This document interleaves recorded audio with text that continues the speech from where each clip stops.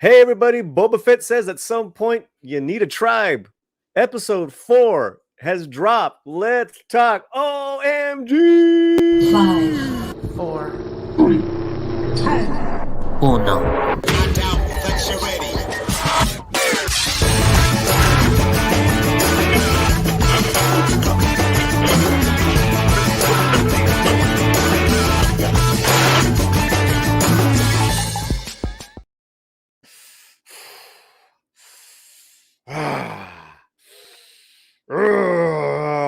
Flex that slant muscle because we're gonna get into it. I don't care. I do not care about anyone hating on my joy. My joy for this show. Yeah, it's got some silly moments, and yeah, last episode was what?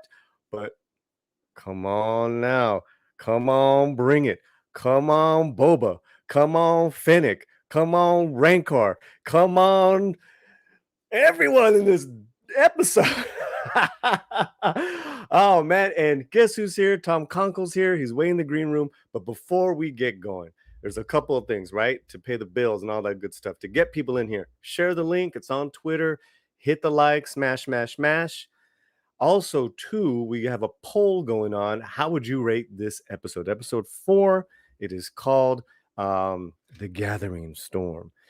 Now, before we bring him on, let's say hello to people in the chat arriving. Troy is here. He's a good member of the Slantino Nation. ¿Qué más? We got Tom Kong. We got Mr. MH.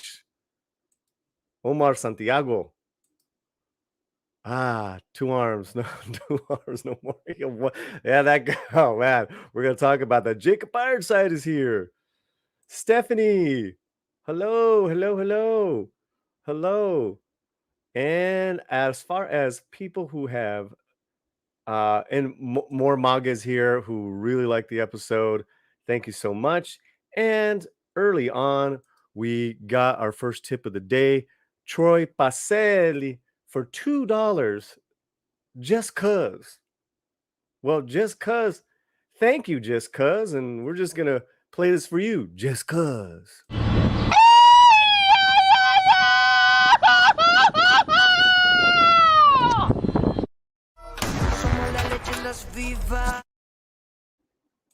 Hey, all right, read by nature.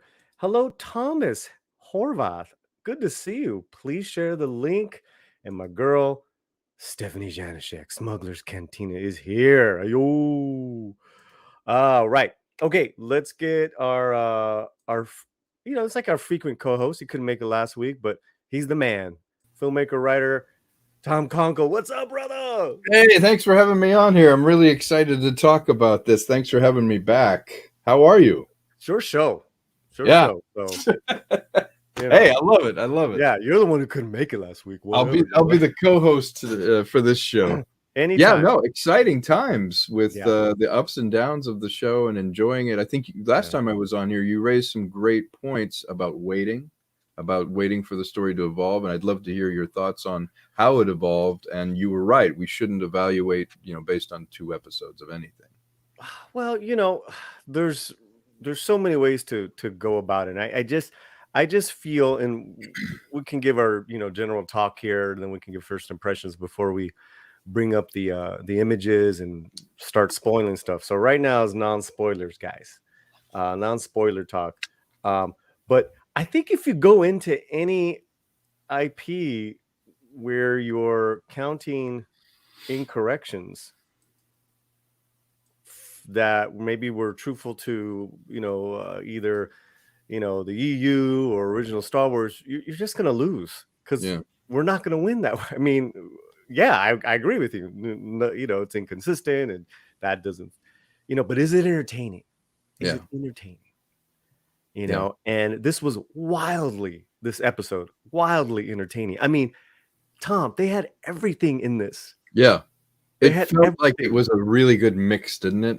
It paid off little things, from Rancor to starting to see it loop back into another story, and it had everything that I was hoping it would bring to the table. And now I truly know it was a slow burn. You know, So what are your first, like, your overall thoughts on this you know what? Ran 50 minutes. Yeah, my overall thoughts on this is for episode 4, this was the first time that I really felt like the slow burn ignited and we started to see what I call like a narrative momentum start to go, that all the table had been set, but we didn't really have that feeling of him being complete. It's very telling to me that they said literally in episode that you're ready, you're healed, you're ready. Well, the show was too, and it really launched a relationship in the show that I've been looking for, that partnership a long time coming to see how it would be. But my overall impression was this show captured the spirit of what I hope a lot of people were wanting to see. And overall, I think it was the first time I really felt like everything coalesced in the show, and as a narrative, it answered a lot of the questions I needed to have, but it also showed the promise coming to fruition, if I can say. I don't want to give away too much, but the promise of the show now, it's completed what it needed to say, and now it's going on to what it wants to say. Right, and it really just crystallized. This is what we're doing. Yeah, like this is what we're doing, and I think it paid us off for watching 1 through 3. yeah. Which wasn't that torturous, except for 3. It was pretty bonkers. But yeah, you had said when we were talking right now that you almost felt like they were listening to the fans the last 3 weeks. Exactly. And we know that didn't happen, but you're right. It's almost like the instinct. I believe it was a Favreau script. I'd have to check, but the instinct was you could feel questions starting to go like, where is this going? Or how are you going to pay that? Or what happened to him being like this? And it almost felt like this went, no, it's part of the plan anyway. And it feels like a correction and answering what a lot of people wanted to have happen. But of course, this was filmed a while ago. So the instinct of the storytelling was to go, we know we've set some things that make you feel uneasy. We know we've set some things that you're like, where's this going? Or why is he acting this way? And now, as you say, it all comes together and coalesces into this new and we know he's a badass from Mandalorian, so we know it points to that as a thing in the narrative, and so we know he's not always like that, but also, like you and I were talking about the last time we did, it's now bringing in more of those Godfather 2 type elements, more of those Empire Strike Back kind of elements with the types of aliens they're dealing with he's getting harder. We're seeing the, Fennec Shan's relationship with him going, now, how did they, and what's that going to be? And before it was 2 parallel stories. We talked about it with the Lawrence of Arabia or Dances with Wolves feeling of how did he become reborn out of the Sarlacc Pit, but then how does he intersect with the people that are now going to be important in the narrative? Because that story was paralleling the back to, as we said before, was symbolic of him dying. It was almost like a coffin that he was growing, revisiting. We find out where he is, and now I would say this has intersected over the back to tank, and now we're moving into full-on narrative, without flashback. So the question in the chat, the poll is, how would you rate the latest episode of The Gathering Storm? People have started to vote. Put a 10 up there, or 8 to 9, 6 to 7, or under 5, and 75% so far between 8 and 9. Yeah, man. I mean, this is such a kind of day and night episode as far as the last episode, because you weren't here last week, but you did. What did you say? You hoped it would be this, but it ended up being was it Shark Boy and Lava Girl? It was like it was the other Rodriguez that sometimes shows up, and I wonder too. I've noticed they have a pattern with that. Sometimes the more difficult scripts, the ones that aren't the real knock it out of the ballparks, they'll give to the showrunners. Like Robert Rodriguez had that one, and I noticed in Mandalorian, Peyton Reed got one of the more bland or difficult ones to start, which is where they were in the alien cave, and it was really like Alien with the things coming out of the eggs. But then they threw him a bone at the end, and Peyton directed the last episode with Luke. That's interesting. So which is what Robert's going to do. He's going to that's direct what I'm the last thinking. episode. That's what I'm thinking. So you're thinking he did the heavy lifting? He did the heavy lifting, or the ones who were like, I've got this script, but I'll make it work, and then I hand it off to some other people, and then for the end, I come in and boom, you know. And again, it's television. As much as we'd like it to be, you know, film or cinema, TV is on a compressed schedule, so the fights are not as elaborate. The set pieces are not going to be as big. The art of the director and the producer in a show like this is making the intimate feel epic. The fights have stakes. You have to have some emotional investment in it. A very good TV show, you can care so much about the characters that you don't need a giant battle like, you know, Attack of the Clone size battle to care or to feel like it's a Star War.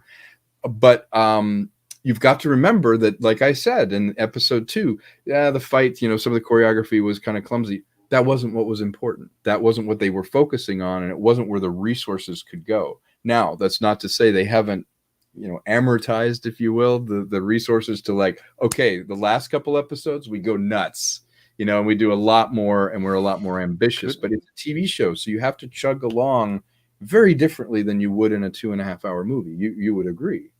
I totally agree. That, and saying that, I totally agree.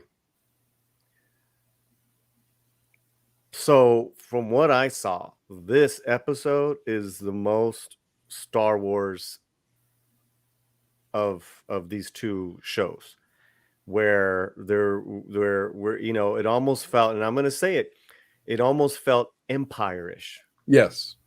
Because there was so much, there was so many emotional payoffs, so many okay, you know, like wrapping stuff up, little conflicts you know, squelched. And then there's just this huge question mark at the end, like Empire. I mean, it was awesome. I was like, oh my God.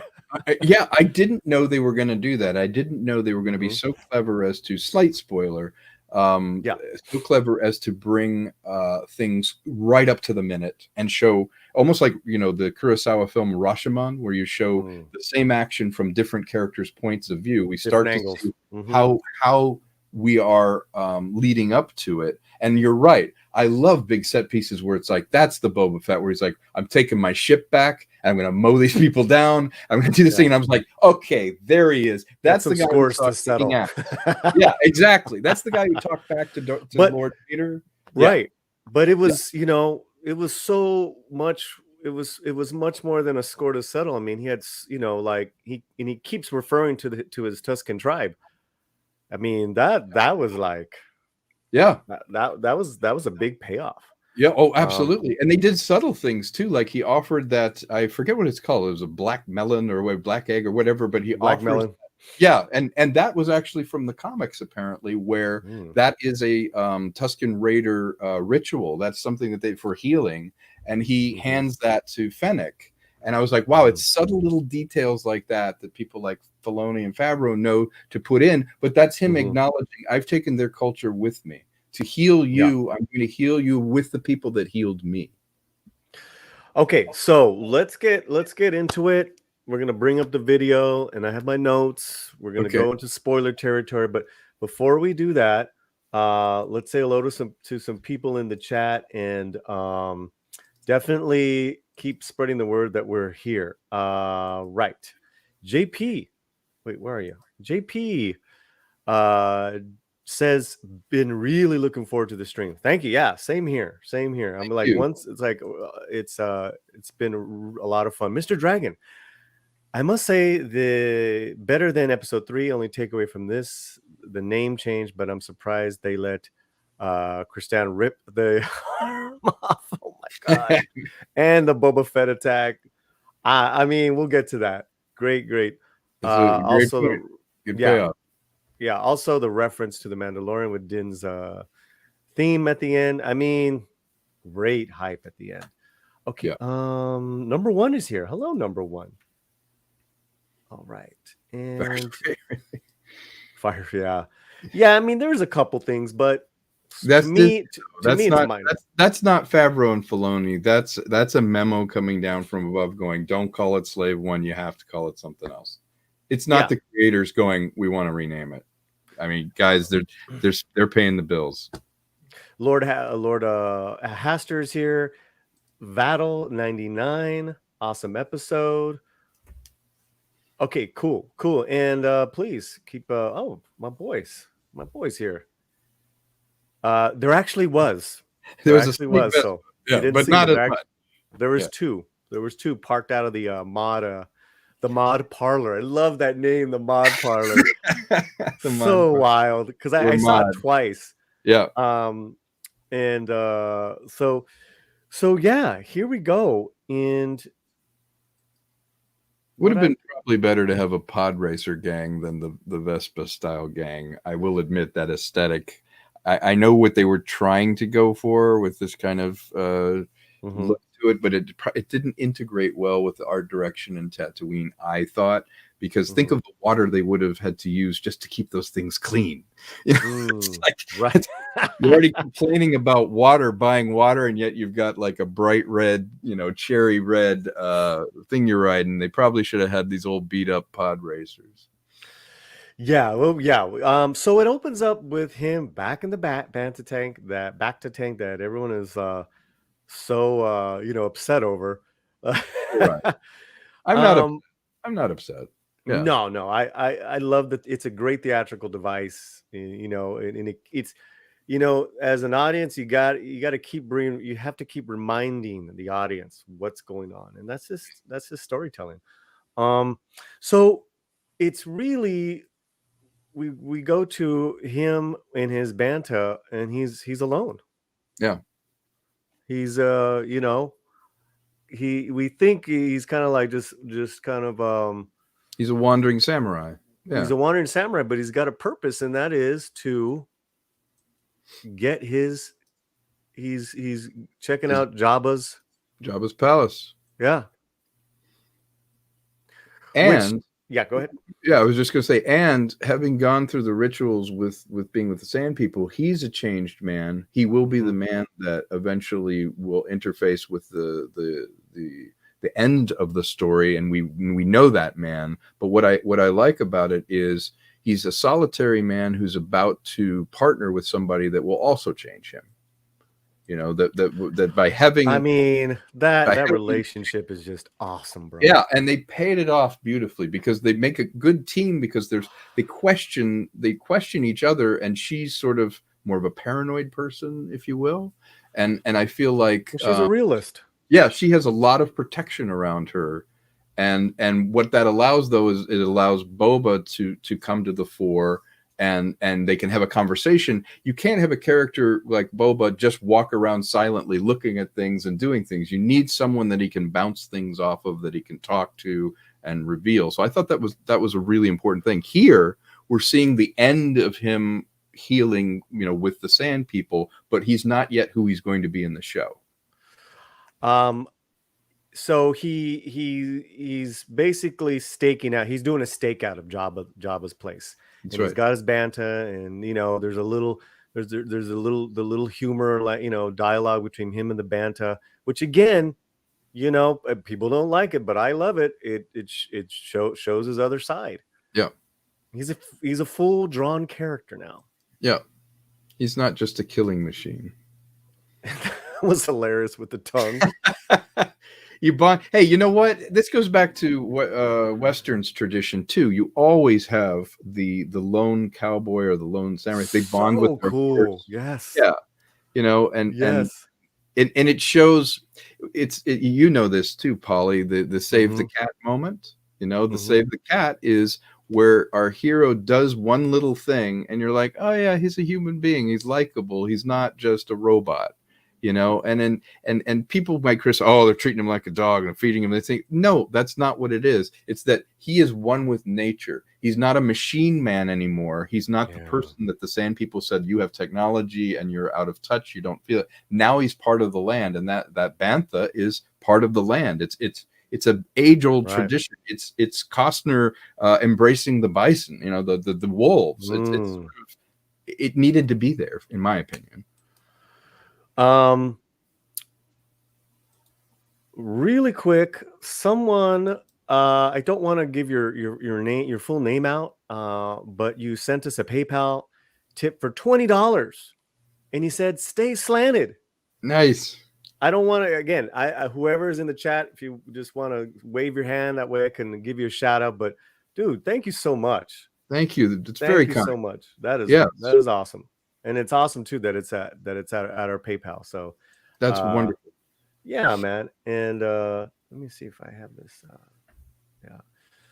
So here's a first inner, what do you call it, intersection of time as far as with the Mandalorian. Correct. Is that he sees a firefight out in the horizon, right? Like, you know, it was the flares that they had launched in Mandalorian that you start seeing on the horizon. Yeah, that's what it is. That's what it is, and it leads him to there it is. It leads him to Fennec. Yep.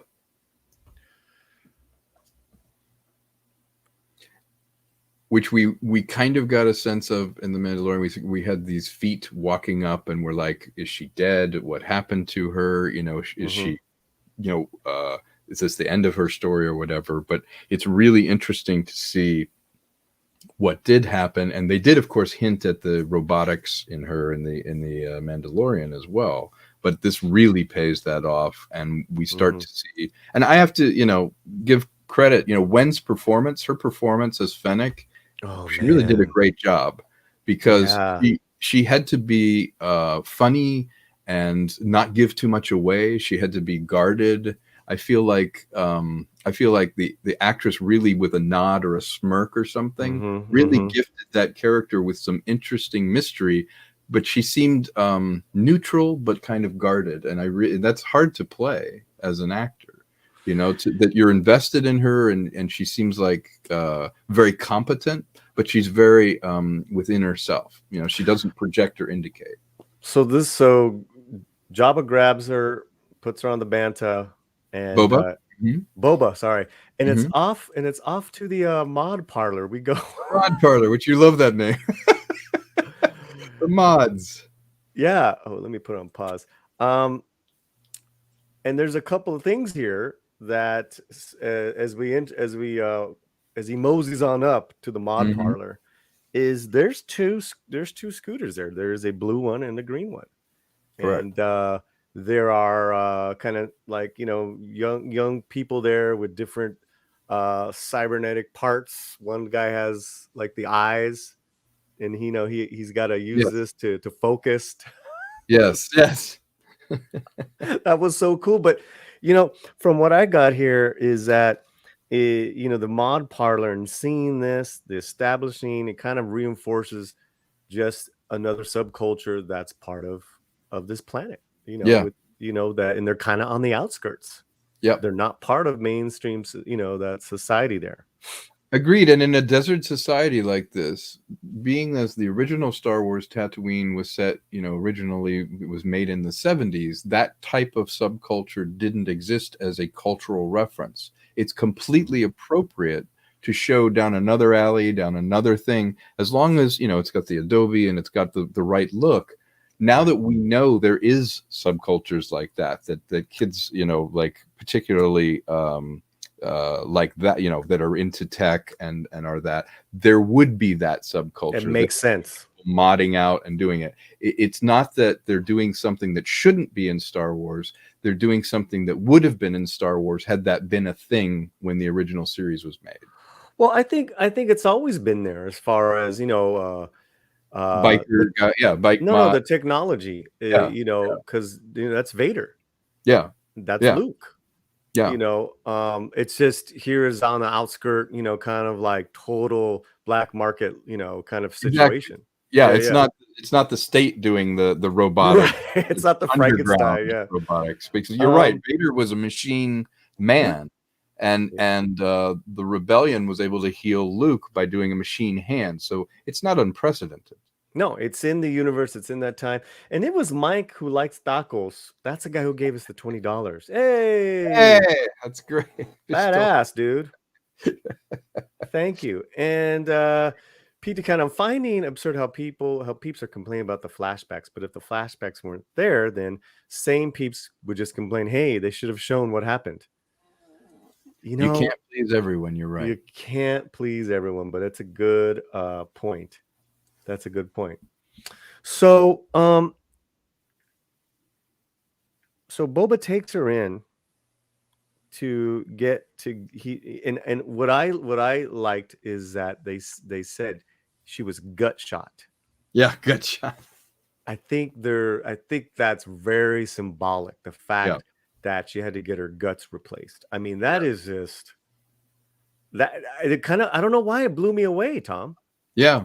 Oh, I think you're right, because you're resonating on it in different levels. You're looking at it as symbolic and denoting things and connoting things in the story, and your gut, going with your gut is often associated with your personality or your most base instinct. So replacing her guts at least gives her kind of ambiguous character the notion that, well, she could be loyal to him now for saving him. It could be a transient loyalty. She could stop being loyal, but his trust in her becomes more honorable because it isn't guaranteed that he can rely on her. And her guts being different means that she has an ability to change as a character.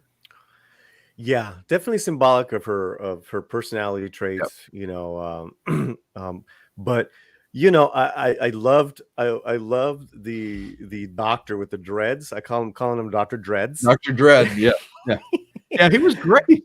He was great, and he just went to town. He's like, well, you should have told me that at the begin with, because he's like, oh yeah, we're booked up. Boba throws him the money, and he's like, well, you should have told me that from the get-go. Yeah, you buried the lead. Yeah, that was fantastic. Yeah, he did a great job. And he's got all these, tools and everything. And again, I see this as a way for it to be Star Wars and to expand in this television show. Yeah, it has to. We can't go over the exact same stuff over and over again. Yeah. So she gets her guts fixed. Yep. Literally replaced. Literally replaced. And then we find the two in one of a few intimate scenes, just being a kind of like those, like you said, those Ronins in the desert together, Yes. Which again is very important to form. If I can just underline that, Paulie, for a second, that's her performance indicating her necessary part of his character growth, but also we have to spend a little time with them to care about them. And I feel like this preamble, which then leads into where the end of this episode is going, really establishes why there is some loyalty, why there are some stakes between the two of them. That partnership needed to be defined. Wouldn't you agree? I mean, it's so defined. Yeah. What I got in this first scene with them, and this is really their first scene that they talk to each other. Yes. Because she, she's finally awake from her surgery. So he knows who she is. Yeah. And then she's like, who are you? And he's like, I'm Boba Fett. And she's like, no, he's dead. I mean, I love that. That was great. That was great. And then he said, yeah, left for dead on the sands of Tatooine. Some, poetic verse that we had heard in the trailer. But to see him say those lines, I thought like you said, the way they were just going off, feeding off each other as actors, was brilliant. And basically, the scene is, help me get my ship from Boba, and she says, I'll help you, and then my debt is paid. That's right. And you know what? This occurs to me from what you just said. In a way, this is Boba meeting himself at another time, because we don't know anything about her other than she's a killer. And up to this show, all we knew about Boba was that he was this great bounty killer. He was a great killer. But now we know so many shades of him, like his emergence from the Sarlacc and spending time with the Sand People, and how it started to change and shape him, and he's maturing and shaping his character. And then here he meets someone else who right now is so guarded. We only know them as a killer. We don't know things other than a killer, which is exactly what we as an audience only knew about Boba before the show started. So in a way, that framing device, the flashback framing device, has shown the plot progress up until this moment. And now we're going to get her story happening in real time, and we'll find out, is she more than a killer? Is she going to be loyal to him? Can he trust her? Is his trust misplaced? Will she evolve the way he did? What tragedy is she going to go through that might shape her? And I think that's brilliant, because you're right. That scene in the desert is basically him going, I've started here where you are now. I've gone all this way backwards in the story to meet you. Now I'm meeting you at this inception point in the story that we've met her character for, in Mandalorian, but now we're going to journey together. 25 great people live in the chat. Please say hello. Please hit the like. Let us know what you think of the show, this last episode. There is a poll going on. And Tom, just like how we are with our tastes, we have people voting all the way from the 10 to under 5. I love it. I love it. Keep voting.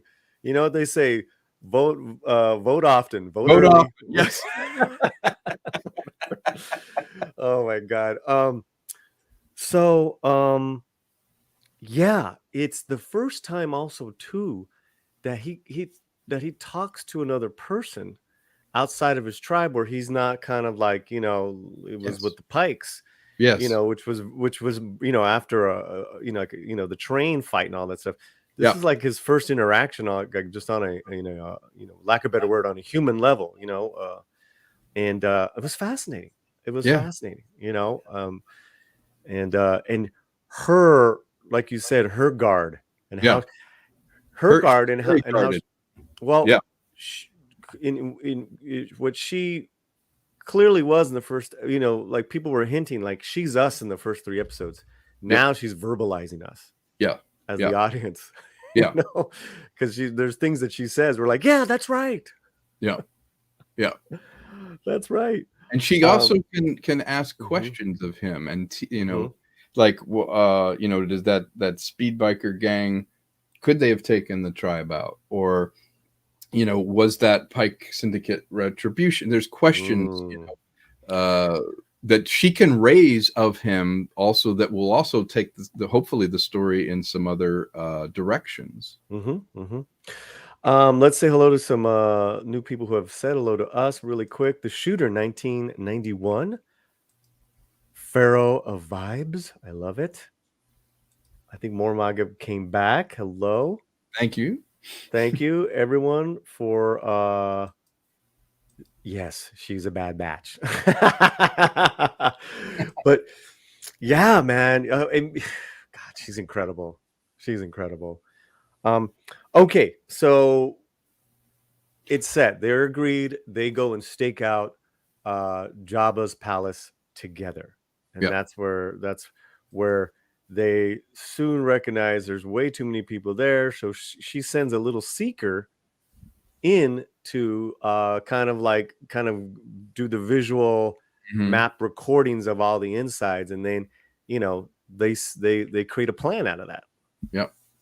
Which I love. This is becomes again, it's like it's part of just a great episode where there's so many things happening. The action's good. You're seeing 2 competent killers working towards an objective. That's what people want to see in this show. Yes, you're right. It's like, when are we going to see these 2 just being bosses? Correct. What else did I get here? So Finnick is the audience that I wrote. She is a surrogate. You're right. She's a surrogate for the audience. And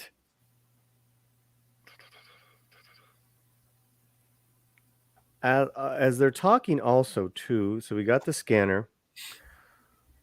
He wants to find his armor. He the Tuskens took me in.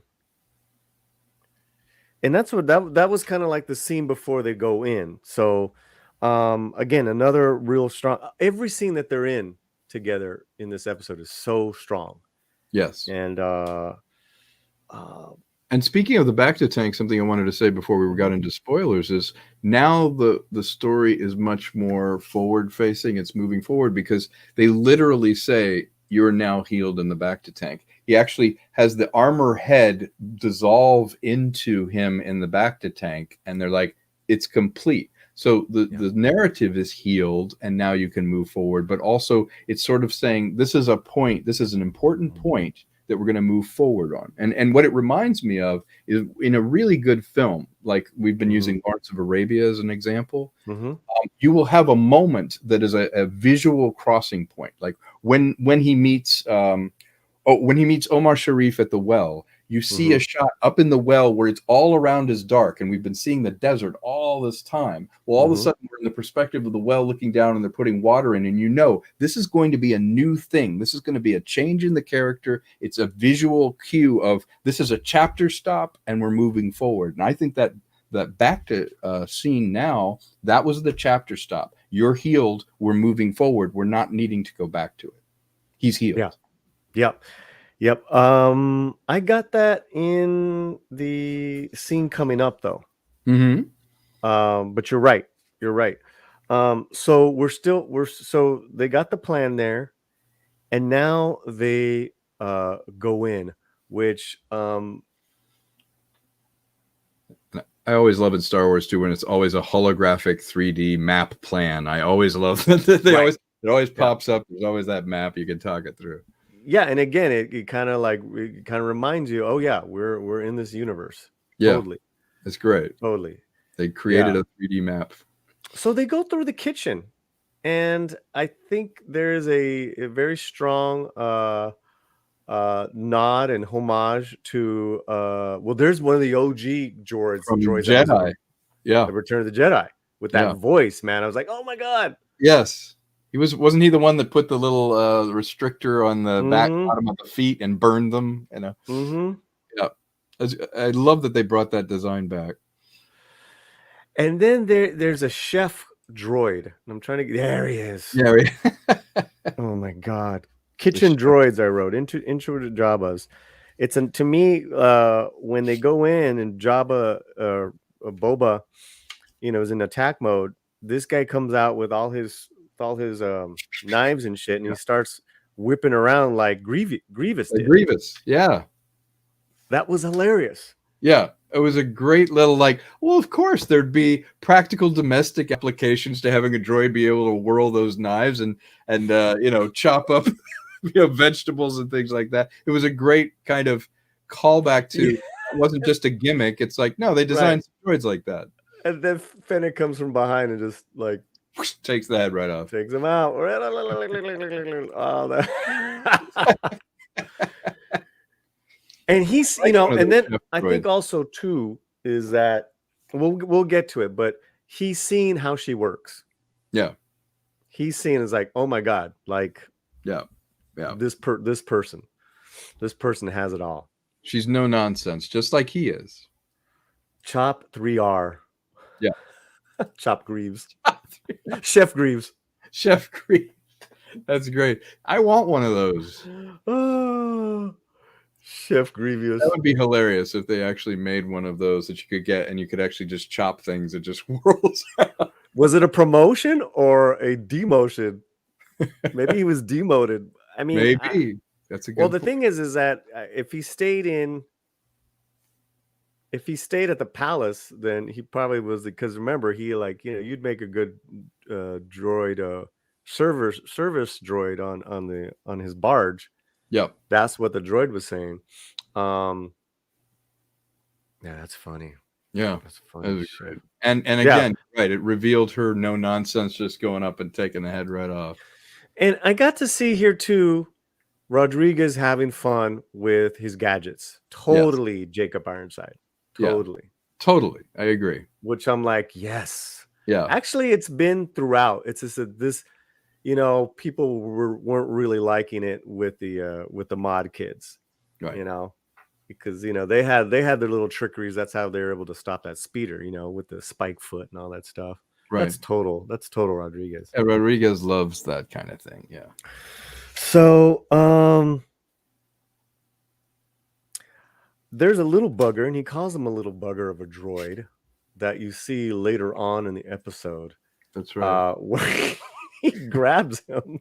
He just pushes him against the wall. Yeah, he grabs him. He says, "Don't you know who I am? I'm Boba Fett." And he turns himself off. He's like, yeah. He's like, I'm out of here. Yeah. Do you mind if I switch off now, as C-3PO would say? Yeah. Right. Yeah. The fact that he's like, switch off. He's done. He's done. He's like, it's hilarious. That was hilarious, man. And then they go, and there she is. We'll say that she's Slave One. This is a Slave One channel. It is Slave One. Yeah. The fire spray. Yeah, the fire spray. Which I actually thought this sequence was great because Fennec's fighting was fantastic in it. I love that it was kind of scraping and trying to get out, and you got back to him behind the controls, which echoed what we again saw of him more recently. I just felt like this felt like a Star Wars scene. Didn't you feel that way? This was totally Star Wars, man. Because we're so familiar. We're very familiar with Jabba's palace. Yeah. Right. And the characters, and even this little fight was just very Star Wars, but there she is. So what happens is that it's a gunfight, and basically finally some blasters. Yeah, Fennec is taking on these goofballs that are shooting at them, and Boba goes in to see if she'll work, see if she'll start. I love the Star Wars battle language. Yes. She's like, I'm kind of busy out here. I was like, a lot of that was just reminiscent of how the banter was with our original heroes. The original heroes. It's like, I'm a little busy out here right now. Bad time. Yeah. And for me, so that he gets it going. Let me see, where are we here? Yeah. The difference here too, Paulie, I wanted to say is please. I'm trying to find a spot. Please. It's a sense of fun. The thing that people really love about Star Wars is that little rush you get when things start hitting on all thrusters, literally, and you have a couple things going on all at once, and you have a sense of fun and adventure. For me, Episode 4 started to really be able to be free to bring that all together. That the sense of fun that made me love Star Wars was that swashbuckling, things can happen, things are going on, it's like we need to get out of here right away. That kind of stuff started happening in this, and I was like, that's right, that's why I love Star Wars. We agree, Pharaoh. Yes. And it felt like Star Wars, Pharaoh, exactly. I tell you what, those Gamorreans are so freaking ballsy. They'll run into any battle without regard for themselves, even if they're outmatched. Yeah, they're loyal to a fault. Yeah. But interesting shading on those characters too. I like that they made them have a little more presence, Yeah. So speaking of, she does a spinning backflip to throw this guy off, and I just want to show it because she did. It's so damn epic. Great move. Okay, where is it? Yeah. Did I miss it? Hopefully. Again, we hope this doesn't get flagged, right? Oh, it probably will, but so you're seeing it just for once, folks.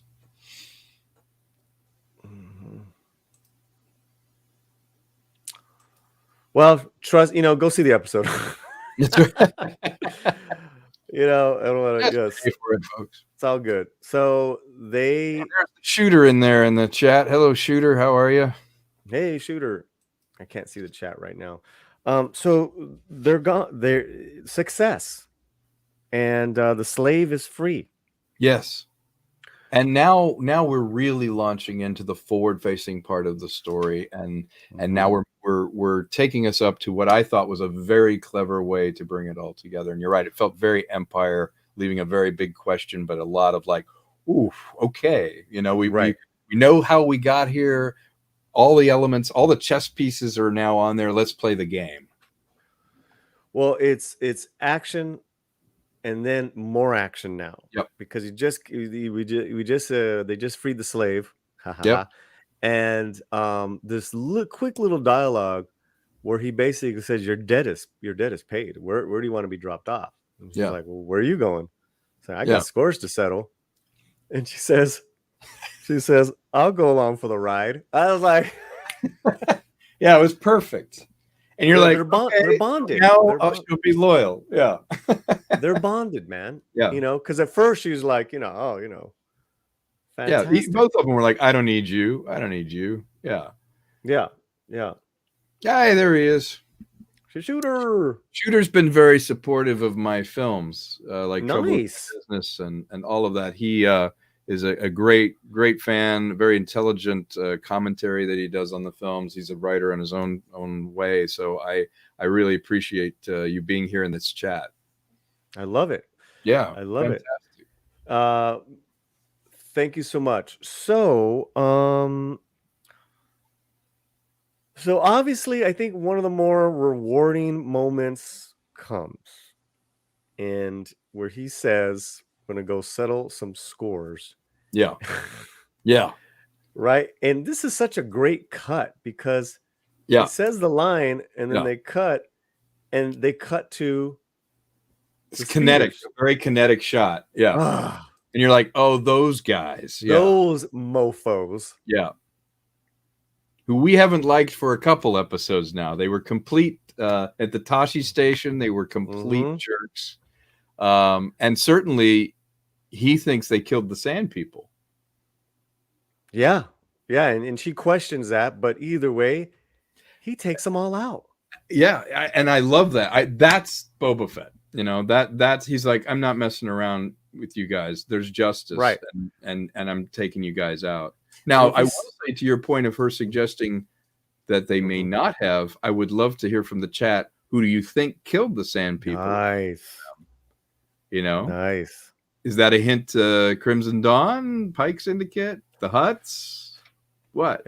I mean, it could be, yeah, and because also too that female Tusken is still supposedly alive. Still supposedly alive. And she could be a witness who eventually tells him what really happened. Yeah. So I mean, he obliterates the entire gang. He is merciless and is exactly in character, on brand. And actually, I thought the sequence was really good. I love how there's a low angle tracking shot with them coming up, and the slave one swings into that shot and just starts taking people out, and they kinetically just roll into the sand, blowing apart. Man. It was so killer. Really well done. So, I mean, that is like this was very cinematic, obviously. Yes. This is where you really lavished a lot of attention. It looks terrific. Now, what I think is equally satisfying is his return to the Sarlacc Pit. Yes, agreed. And I was really, really, really impressed because so they go back to the Sarlacc Pit because he needs to find his armor. Right. Because you got to remember, yeah, that's right. He didn't know where by the Jawas, right? Yeah. Right. You were saying, Tom? I was just going to say, he needed to go back to this because this is where he was, quote unquote, reborn. And I think it gives it closure. And he was at a significant disadvantage the last time he was there. I thought it was clearly Pike Syndicate because they refused working with Boba. Interesting. Okay. I also wonder Crimson Dawn or something else. Mr. MH, I want Black Sun and Prince Exor to return. They are the OGs, but most likely Crimson Dawn behind the mayor and the Pikes, but it remains to be seen. Nice. Yeah. Black Sun. Vladdy, he wasn't fully conscious to know who was ripping his armor off. He knew that he was being mangled, so he goes and they just knocked his ass. He was basically sunstroked, almost unconscious from breathing sand. So he wasn't in his right mind. Yeah. The Tuscans just crossed Danny Trejo on that day. Oh yeah, you didn't.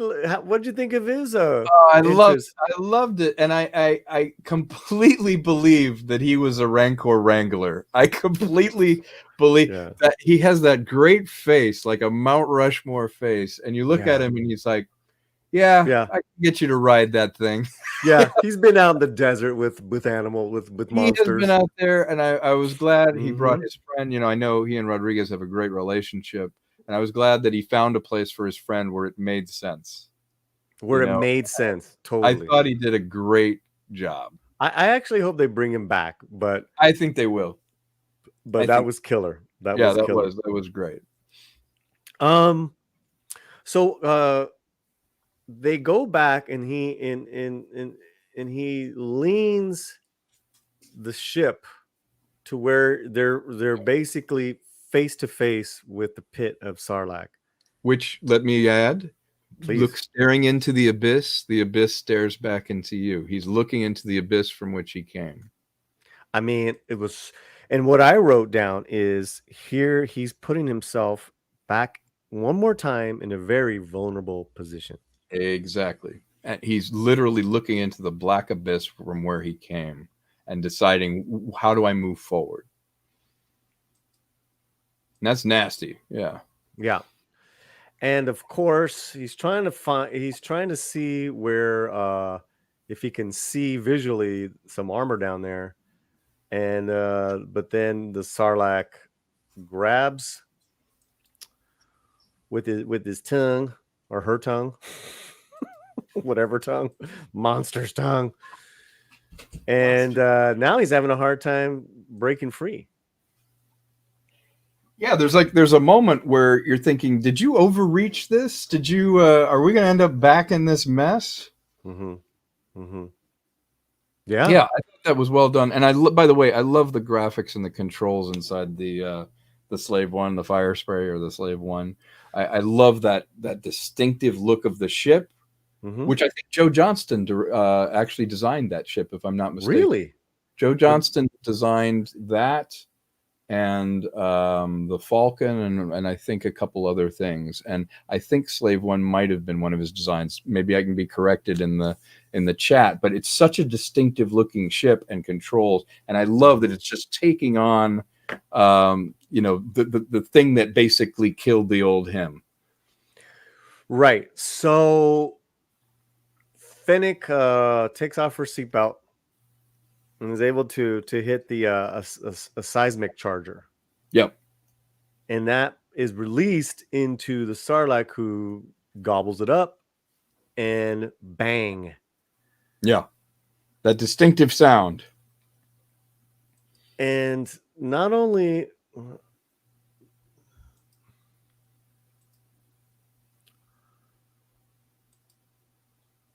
what I love about it is that even Jabba's goes down a little bit more, the barge.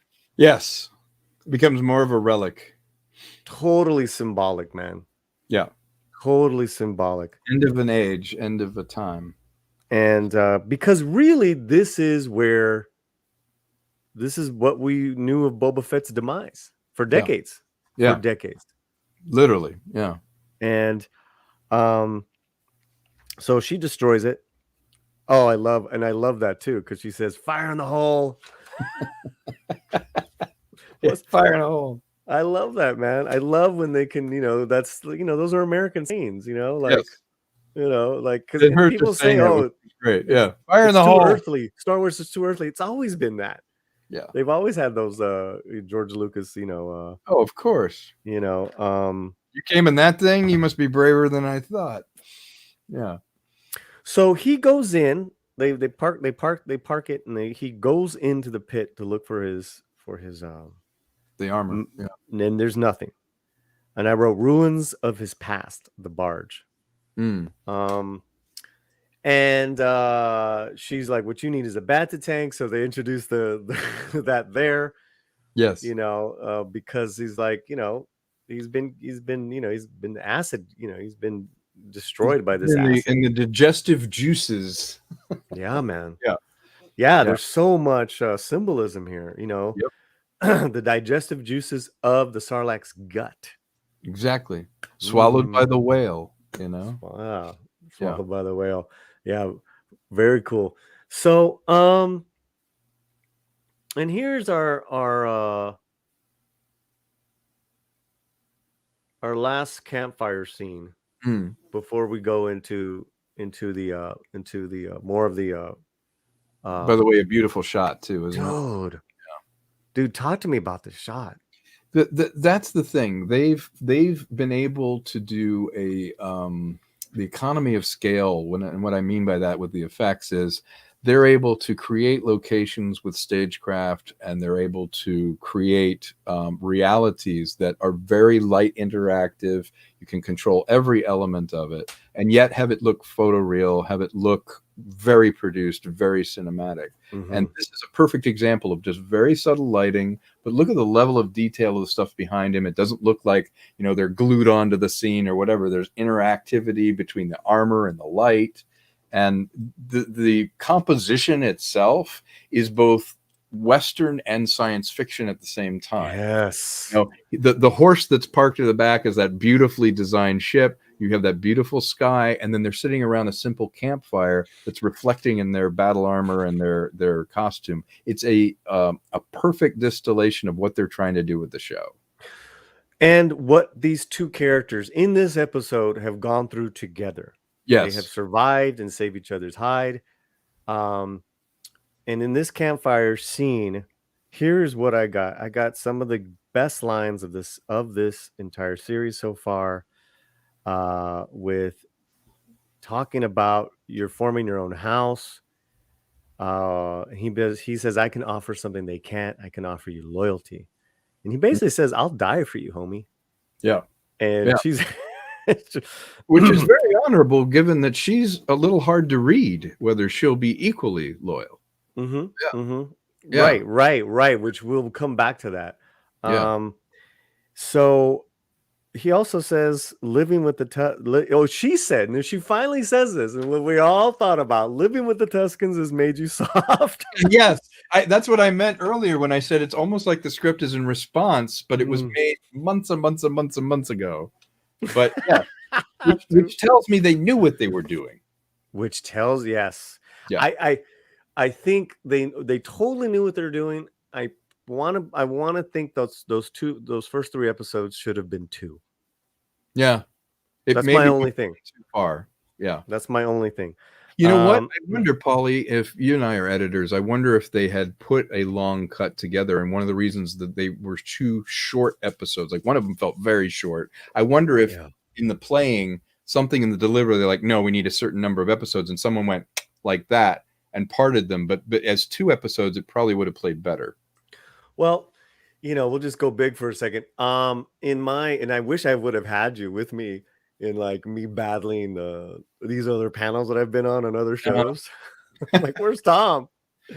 Because they're like, oh, it's filler, it's this. I'm like, no, they probably filmed this whole thing as one big long miniseries, and it was just a bad editing job the first couple of episodes.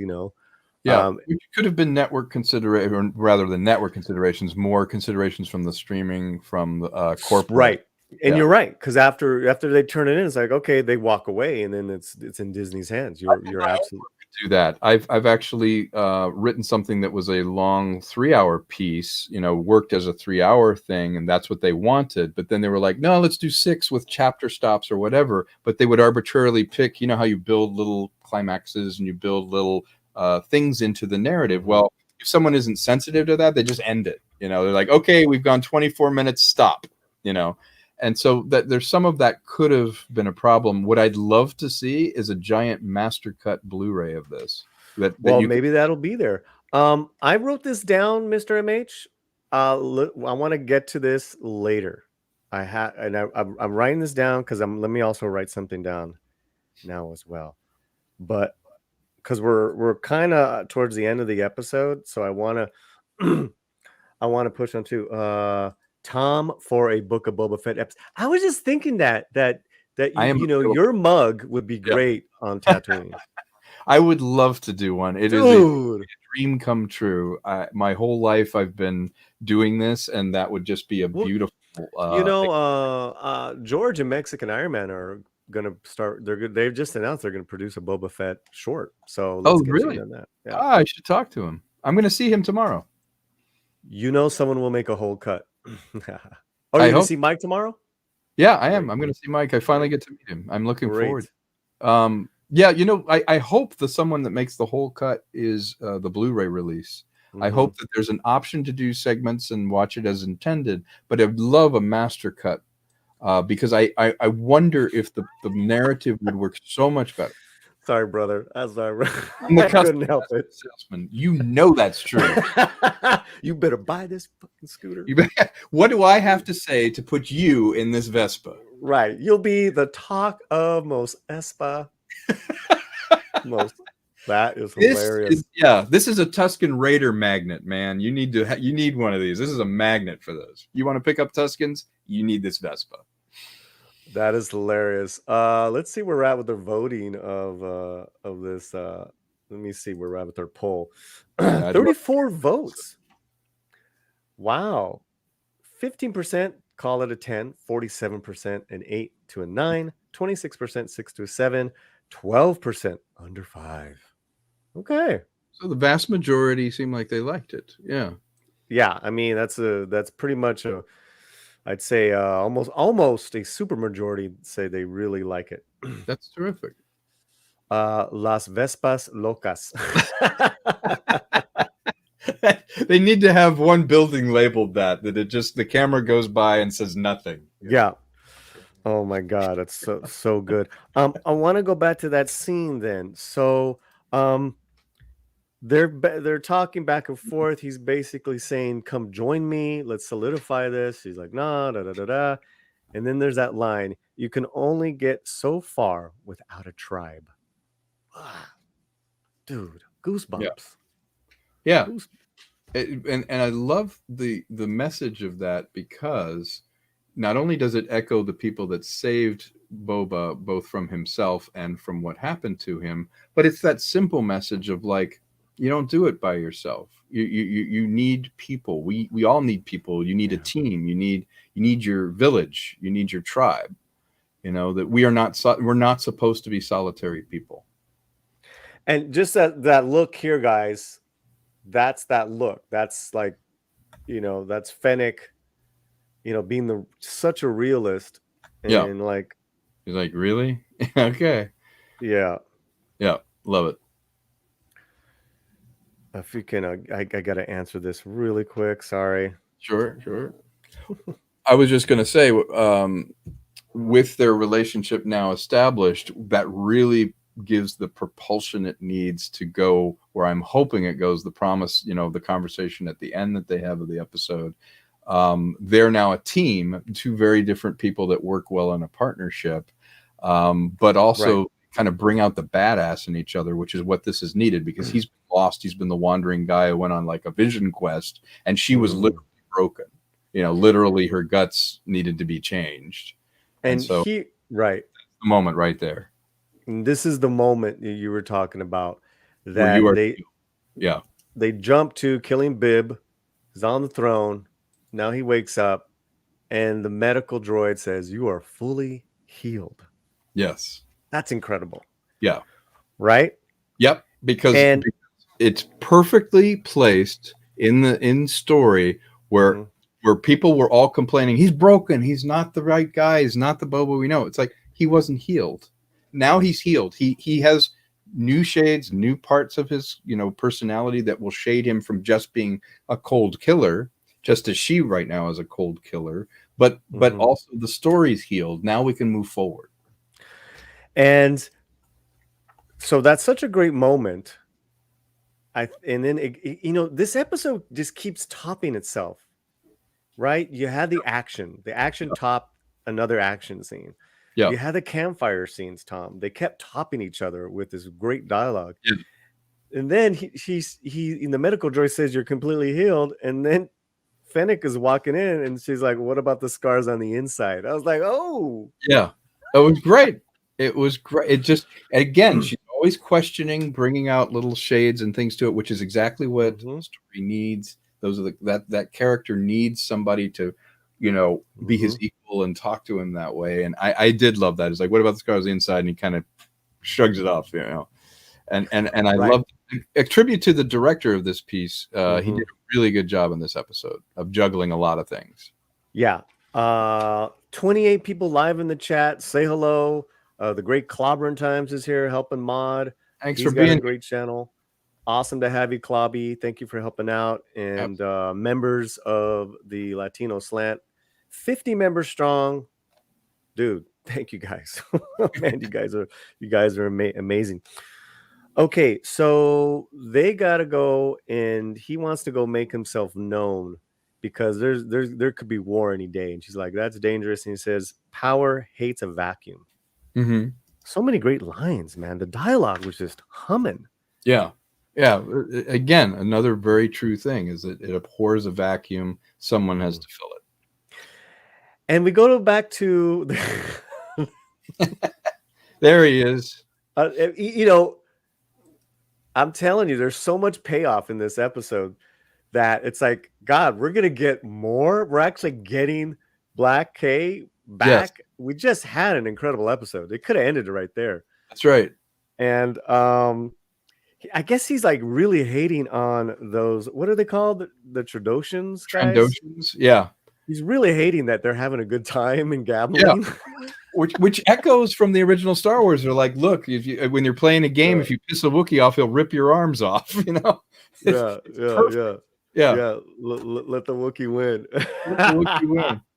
He's just glaring at them. It was Stephanie. It was, and I've seen it twice now. It was. Hey, Holocron Good Jedi. point, Stephanie. Hey, Holocron. But he was hilarious. He was hilarious. He was great. He was just glowering in the corner. Yeah. I mean, he's like drinking. He's just it's basically like a Western where it's just like, oh, this guy's having a good time. He's not. He's the muscle who doesn't have anyone to like put it. So he's just like, what am I gonna do now? He's got no friends. He's got no ladies. I mean. And I have to say, at the very end of the scene, when he follows him out of there, when he turns to camera and they do that dolly in on his face, I actually was like, ooh, that's really good, because he does a head turn, time to the camera, and you see his eyes, and I was like, that was a great moment, Yeah, man. So he takes out most of these guys. Takes out those guys. And he's about to kill them. We expected from him. We wanted someone who was lethal like that and throwing people around, ripping their arms off, not taking them. And Boba's seeing this, by the way. Boba's there watching him. Yeah, calmly with his helmet. Right. He's just like, what up? And then Jennifer Beals' character tries to talk him down. And she gives this elegant poetic speech. We're not like that anymore. You were once a great gladiator, surely. Be reasonable. Yeah. And she basically says, look, let him go. And all debts are forgiven because you owe me a lot of money here. Yeah.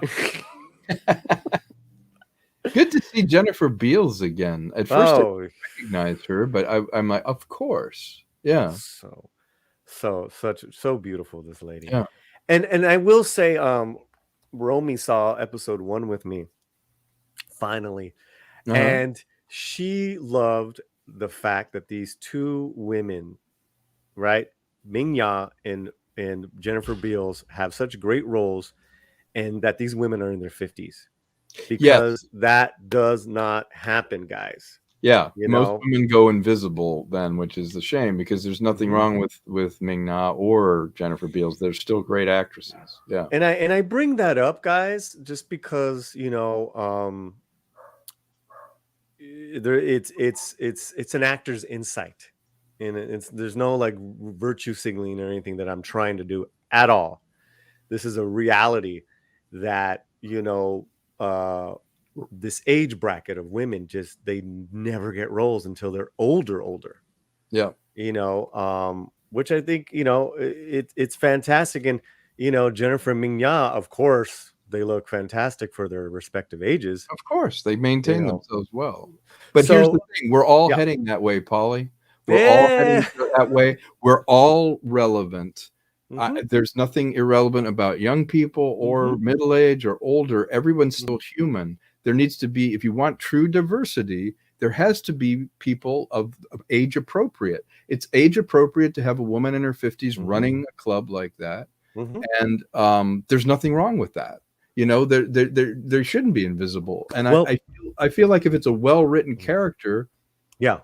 look at the movies from the 70s. You look at Mhm. you look at some of the Irwin Allen like disaster things. It's like everybody was age appropriate. Old George Kennedy was like the architect who worked on the building and stuff. It wasn't a 23-year-old kid, you know. And this to me just echoes. It's like, yeah, you want to see somebody. It's like, yeah, I believe she's lived life. I believe she's been there. She's still good looking. She's still well put together, but she doesn't have to be 20 running this place. Yeah, yeah, and you have and it's funny you say that because the Scooter Kids, Sophie Thatcher, who Yep. plays Drash, who's a very young actress. Very young.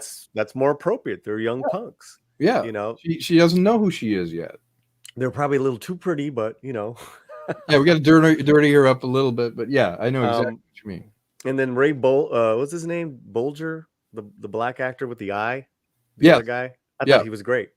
He's fun. He's great. Yeah, I thought his little bit was fantastic. So, but this is a great speech she gives, and she actually does. Someone pointed out in the chat, she does talk him out of killing him.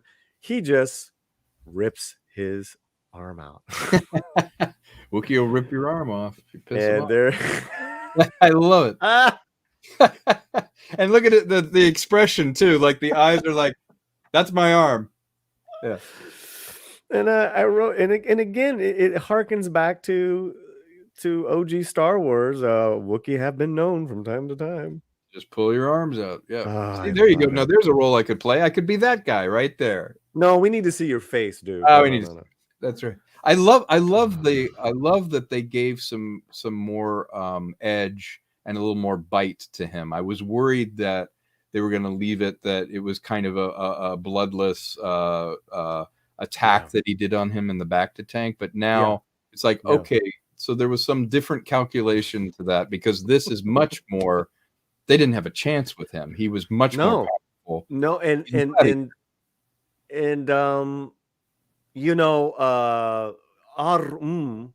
she has a channel. She called it a few weeks ago that that I see them aligning, and I was like, no. I'm like, okay, that's great.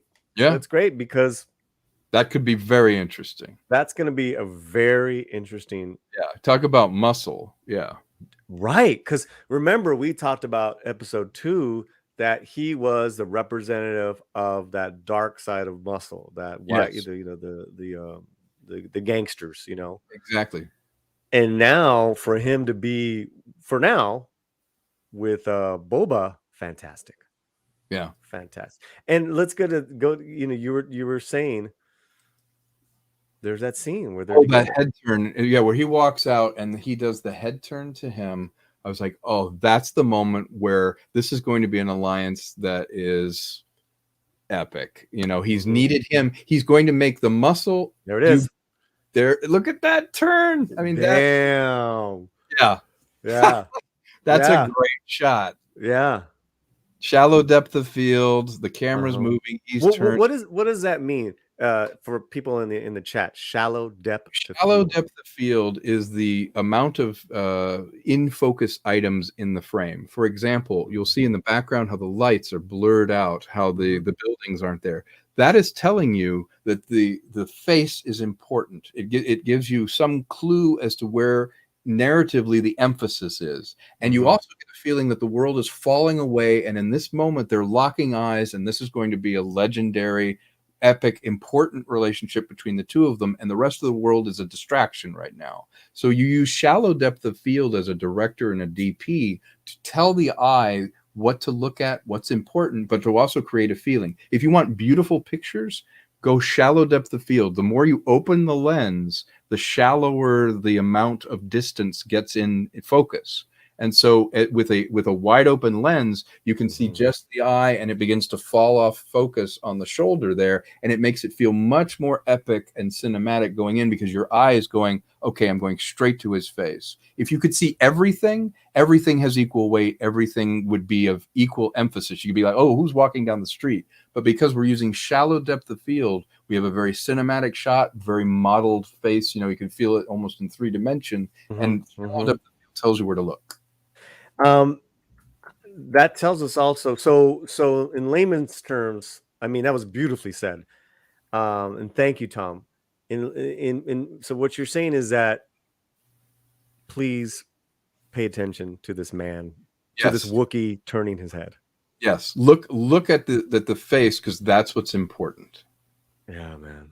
Yeah, he was out of sight. Yeah, he was out of sight, man. Yeah. JP for $5. I took that Boba was referring to a type of ship and not the name of the ship. And did Boba say he was in the pit for years? Thanks again, Tom and Paulie, for this great breakdown. Thank you. I wouldn't think years, because I don't know how he would have survived. No. I think it's been a few years from pit to return. To return. Yeah. But I'm not. Everyone's got their own things with the gears and all that stuff. I don't think he referred. I don't think he referred to it to the name. He just referred, that's my fire spray gunship or something like that. The fire spray gunship, something. Yes. Which it probably was Favreau going, look, Disney wants to change the name, so let's be vague. No, that makes sense that he was with the Tuscans for a few years. Yeah. He would have had to evolve. Yeah. Right. They just jump cut the story. They can't, there's only so much they can do. Great. Fantastic. Yeah, it's like you get a little too wrapped up in the timeline. It's like, I just want to enjoy myself. And I can go back for that. Okay, so now we finally have our, and again, how much can they pack in this episode? This is the most Godfather 2 kind of moment too. It really is. Yeah. So they have the meeting, and he basically says to the territory heads, join me or stay neutral. And one of them says, mouths off, like, why should we join you? They're not affecting our business, affecting you. And then the Rancors, yeah, right, which scares the crap out of all of them. By the way, you're eating over top of a Rancor that loves me. I mean, that was fantastic. Yeah, it's all he had to say, because true men of power don't need to showboat. They just have it. Yeah. And then It's they had the little bit of humor. Yeah. I'm sorry, go ahead. It's such a Godfather moment, because it does the speaking for him, because if he has the power, he's a still person. He's very centered, and they all back away literally from the table, and they're all rattled by it. But it's such a great moment of like, no, I have these other forces that are working. I've got, the Wookiee behind me. I've got the Rancor. I'm being nice. I'm saying we can be a family. It would be unfortunate if you got eaten if we weren't a family. Right. And there's the payoff with that the Rancor is indeed vicious and not just a mental case. Yeah. Like he was a depressed Rancor. Yeah, but it bonded to him and defends him, and that's important. That's important. And then I think there was the little droid from the flashback was there, and he runs away from the Rancor. Yeah, he's like, I'm out of here. So that was a great, there's like so many little great payoffs. And I love the droid that translates for the one alien who doesn't speak in English. Just little touches like that. I was like, that. Of course, you need a protocol droid that can translate other languages. Of course. So there is a loose agreement that they will stay neutral and they won't go against him. Right. And the final scene is this wonderful epic balcony scene. Yes. That's to me very reminiscent of the medical frigate of at the end of Empire. Empire, yeah. It was a very Empire moment. Mm-hmm. Basically, she says, "Oh, go ahead."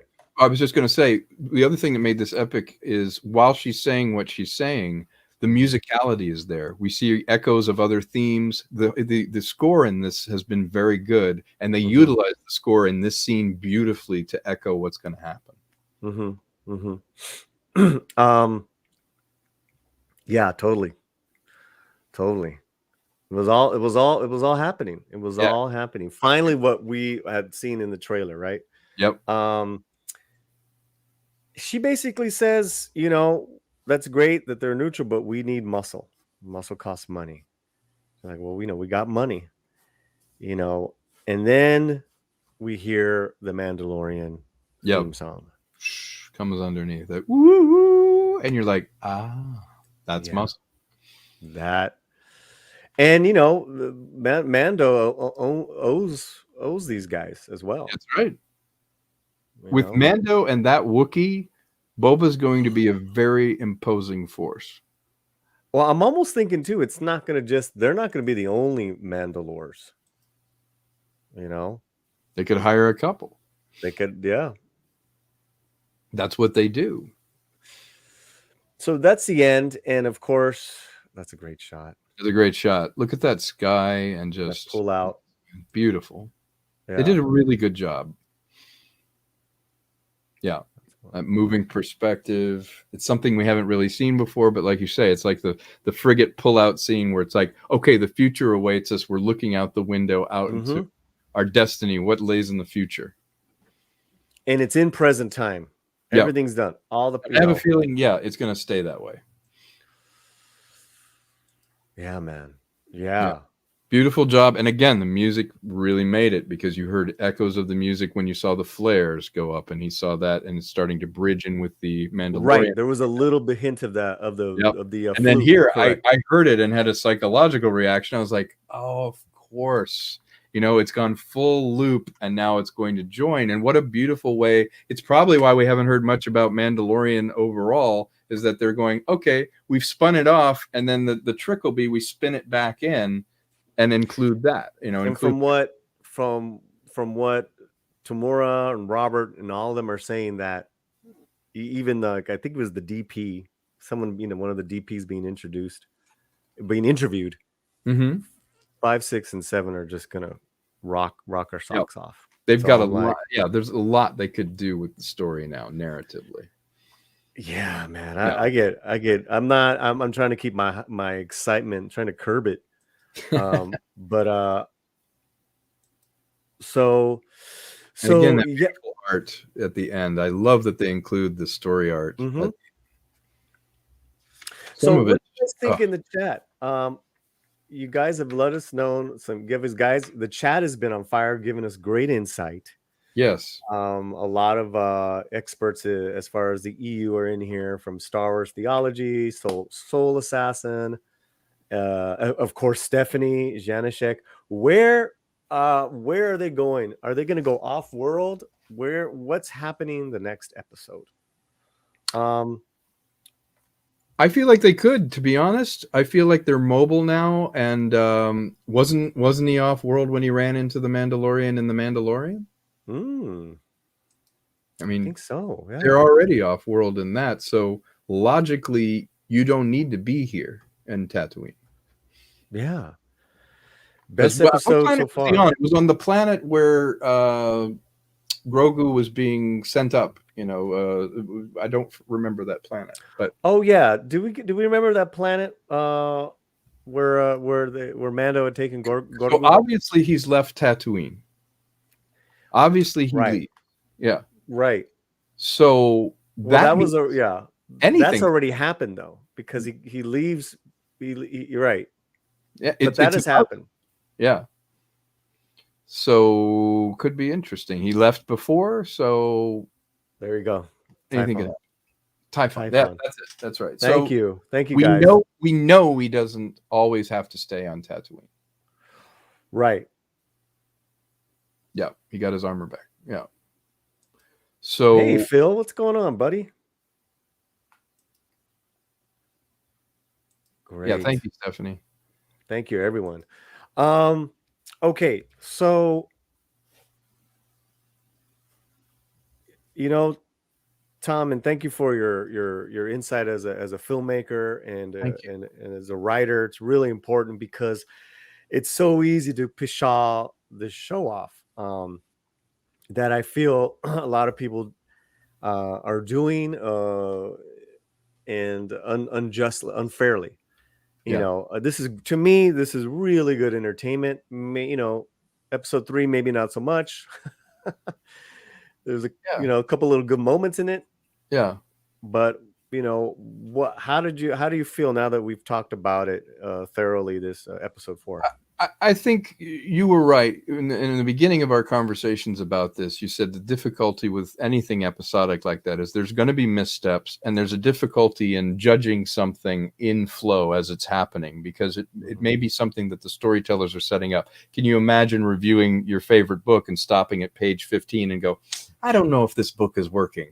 You want to make sure that you give it time to mature. Now, some of it, if you're trying something different, you're going to have missteps, but you're not growing if you don't have those missteps. And yes, there's things that probably they're going, oh, why did I thought it was a good idea.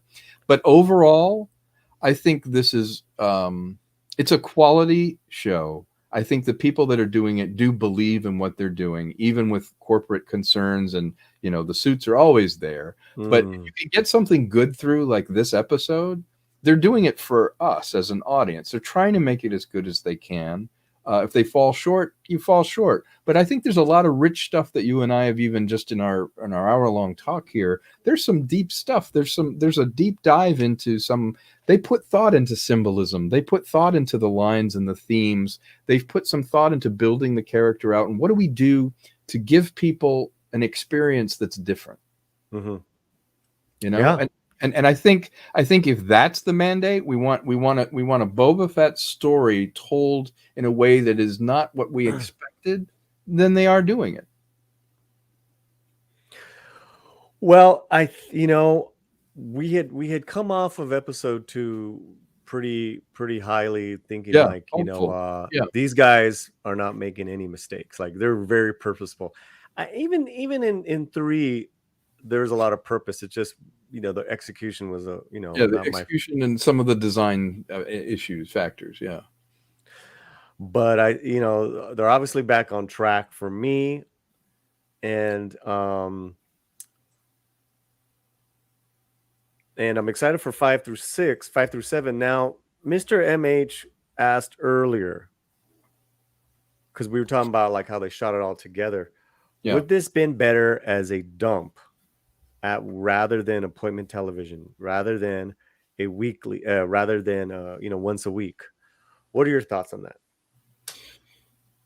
You know what? Honestly, I think it might have been a better binge watch. And I'm surprised I would say that, because I think Mandalorian worked as episodes you had to wait for, because it was almost like the old movie serials where you're like, find out next week, with the cliffhanger. But this wasn't built on the same kind of cliffhanger type writing. This was more character study, slow burn. I feel like this was designed the way you would do a binge watched show or a movie. You would watch this and you would know there was more right away to get to, so that it's proportional. Here's the thing. If you look at something and 1/3 of it is this kind of slower part, well, sometimes you want that. You want to get people lulled into a sort of false sense of like, it's almost boring, to then shock them, to then make them feel something. You can't keep it at 10 the entire time. You can't do a level 10 and then go, I'm going to shock you. There's nowhere to go. So I feel like this one is less episodic. It almost feels like it's chapters. And I would have liked the option to read the whole book instead of chapter by chapter. Does that make sense? It does. It is called the Book of Boba Fett. It's a book. I don't disagree with you, but I think on a hype and talking about a show, and then that it's getting better, and there's this and then there's that. No one today is talking about Cobra Kai. Cobra Kai 2 weeks ago, everyone was throwing their panties at Cobra Kai, because it was just the greatest thing ever, and it was the dump, right? Right. not comparing this to Cobra Kai. Don't get crazy, guys. I'm comparing it to, appointment television. Yeah. I find it kind of interesting that it's, now we got to wait another week, and people, maybe people start talking about this a little bit more. I know there was an audience dump, actually, or like the audience level went down, and people are doing videos on that, of course. That's and that's too bad. That's the ADD nature of society right now. It's like, I'm not getting what I want in the 30 minutes I'm out. Yeah, and the ADD nature is like, give it all to me so I can watch it when I want to watch it. Right. So I do appreciate this. Yeah. But to your question, or his question rather, I think binge watching would be a different experience, and we'd be having a different conversation had we had all of the chapters of the book available. Totally. And I think you and I grew up in a time where you're out of luck, man. You got to wait for the next episode of anything when I was growing up, Yep. And then you got to wait years for another movie. Years. Yeah. Before it goes out on disc or something. Yeah. Totally. We had a super chat. The Melvar for $5. Fantastic breakdown of this episode, guys. Thank you. Love the depth you two bring to the discussion. Hey. Thank you. I appreciate that. Yeah. Well, we're storytellers and fans, and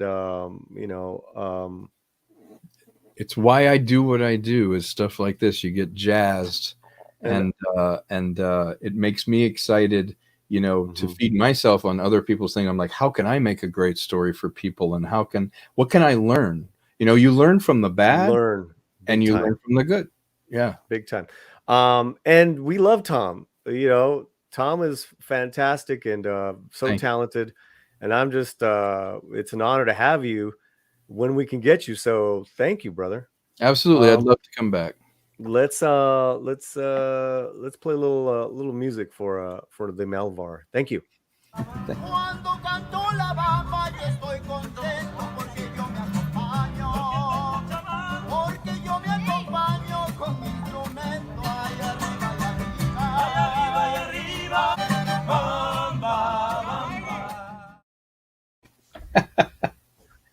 Did I tell you that I shot that down the street from my house? Yeah, I love that. It just so LA. The randomness of it is wonderful. Yeah, that's great.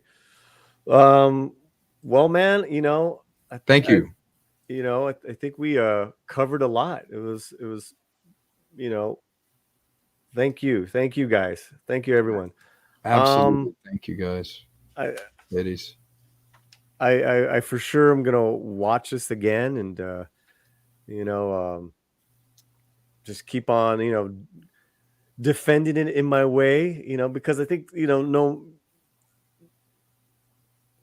unfortunately, no matter what, there's just going to be that segment of fans that they're just not going to be happy, and you're like, all right, well, there's nothing that I can say or do, so I'm just going to go and enjoy myself, and whoever wants to come and check out my stream, cool. But I don't player hate, and we want to break it down a little bit more, Tom.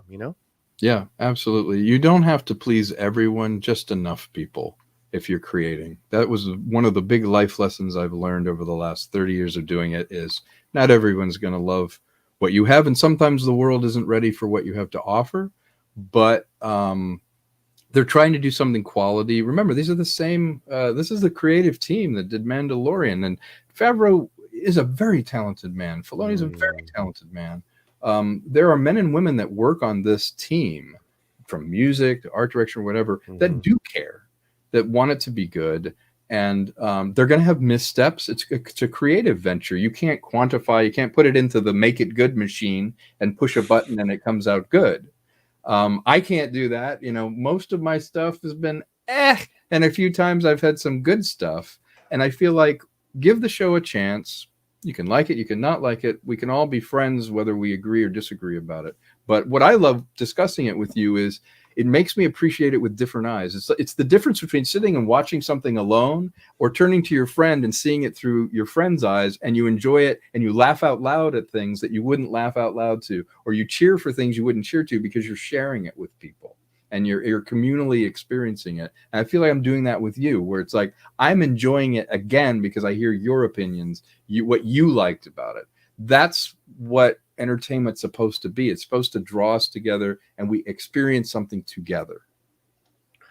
And I want to give a shout out to Rodriguez. Yeah. Oh, fantastic. What a team they have. And to this director that you said, and Steph Green from episode 2. Yeah. I mean, this is a lot that they've undertaken. And you know, and 2 of the 4 are absolutely kick ass for me. One wasn't bad, you know. So what was I going to say? Oh, this is pretty funny. What if Antonio Banderas and Salma Hayek appear in this Mandalorians? If Trail made an appearance, I mean, I guarantee you. So I Rodriguez would love probably try to get Salma for the Jennifer Beals role before Jennifer Beals. Oh, you know what? I think you're probably right. You're probably that would have been her role. Else, wasn't she in something else? Was she doing Eternals or something? Well, she's been so busy, man. Yeah. You know, but she had House of Gucci. He's doing Raiders, right? He's doing Indiana Jones. Raiders. Yeah. He actually was sick, but you know, got healthy. What was wrong? No, he had COVID for a while. Oh, he had COVID. I didn't know that. Yeah. But Salma had House of Gucci. Had Eternals, a lot of filming. Probably not available. Yeah. Well, yeah. I mean, depending on that schedule about a year ago. But that would have been interesting if she was the Cantina owner. That would have been. That would have been interesting. That was always next season. Yeah. Exactly. Yeah. Exactly. Once upon a time in Mandalore. Take my money. Take my money. Well, it's been a great stream. We got to get going. Tom's time is precious as all our time is, but I'm pitching a show. I'm putting together what's called a production package, which talks about the show. It's called Island in the Stars, and I'm pitching it this afternoon. So wish me luck, dude. Break a leg. Yeah, it's a science fiction adventure. Yeah. Wow, that's great. Yeah. All right, so we'll be back here next week with hopefully Tom or R&B or maybe both of them. I would love to do a show with him. I've never done one with him. Okay, yeah. I'm gonna try to make that happen, and then but we'll be back, and we have new videos on the channel every day. Make sure you are subscribed to my channel and Tom's channel. It's in the video description. Yes, thank you. I'm going to be doing some more content on my channel very soon, so please subscribe and help me have the resources and time to bring in some people and do some editing and do some things like that. So yeah, looking forward to it. Well, you take care. Good luck, and everyone in the chat, wherever you're at, keep your slam fuerte. We'll see you soon. You, great job. Yeah. Thank you to the chat. Come on, y'all. Come on, y'all. Come on, yo. Slam. Yeah, but isn't this the unplugged version? I don't know. I think it's the unplugged version. All right, Paulie, let's go.